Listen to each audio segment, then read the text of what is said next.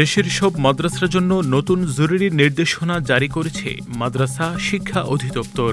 এখন থেকে শুধু পাঠদান নয়, প্রতিটি মাদ্রাসায় নিয়মিত দৈনিক সমাবেশ বা পিটি এবং খেলাধুলার আয়োজন নিশ্চিত করতে হবে।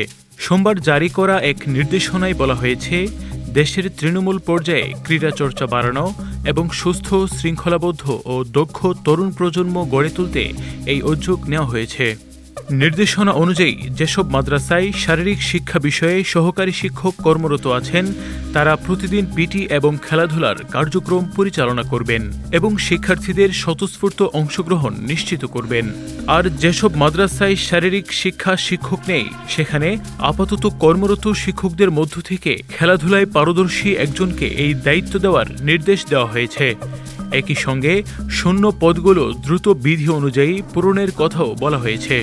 শিক্ষাবিদদের মতে বর্তমান সময়ে শুধু পাঠ্য বইয়ের জ্ঞান নয়, একজন শিক্ষার্থীর শারীরিক ও মানসিক বিকাশের জন্য খেলাধুলা অত্যন্ত গুরুত্বপূর্ণ।